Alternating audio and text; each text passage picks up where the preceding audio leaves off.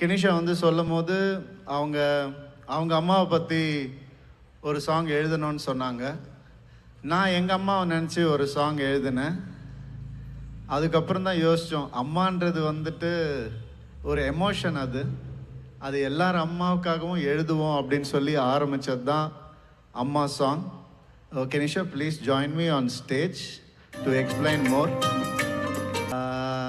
அம்மாவுடைய பையனுடைய குழந்தையுடைய, நான் பையன்றதுனால அப்படி சொல்லிட்டு அம்மா பார்த்த உடனே, ஒரு குழந்தையினுடைய ஒரு உறவு எங்கே ஆரம்பிக்குதுன்னா கருவிலேருந்து ஆரம்பிக்குது. அந்த லிரிக்கை எடுத்துட்டு, கருவாக இருந்தேனே உருவை நீ தந்தாயே அப்படின்ற லிரிக் நான் எழுதினேன். நீங்கள் பாடினா நல்லாயிருக்கும்.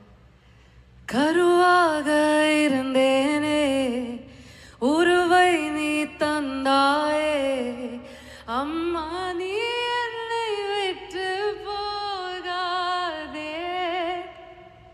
சரணத்துல ஒரு 4 வரி நீங்க சரணத்துல 2 வரி. அது என் வானம் நீயே உன் மேகம் நானே, என் சாமி நீயே உன் கோயில் நானே அப்படின்ற லிரிக்ஸை கொஞ்சம் பாடினீங்க.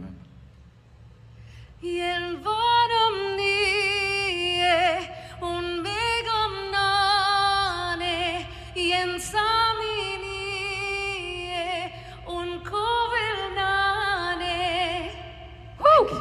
Beautiful beautiful.